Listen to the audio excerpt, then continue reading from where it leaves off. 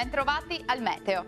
La pressione atmosferica torna ad aumentare lentamente. La giornata di venerdì 20 settembre sarà dunque all'insegna della stabilità. Vediamo la situazione nel dettaglio.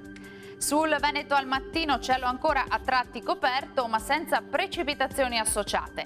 Dal pomeriggio invece sarà via via più soleggiato. Temperature però ancora in lieve diminuzione, minime tra 8 e 16 gradi, massime comprese invece tra i 19 e i 22 gradi. Ci spostiamo ora sul Friuli Venezia Giulia, dove avremo un ampio soleggiamento su tutti i settori. Il cielo, vedete, sarà sereno e sgombro da nubi dappertutto. Temperature in calo anche qui, minime tra 11 e 14 gradi, massime tra 21 e 22 gradi. Uno sguardo infine al Trentino Alto Adige, qualche nube in più sui settori meridionali ma senza conseguenze, più sole invece altrove.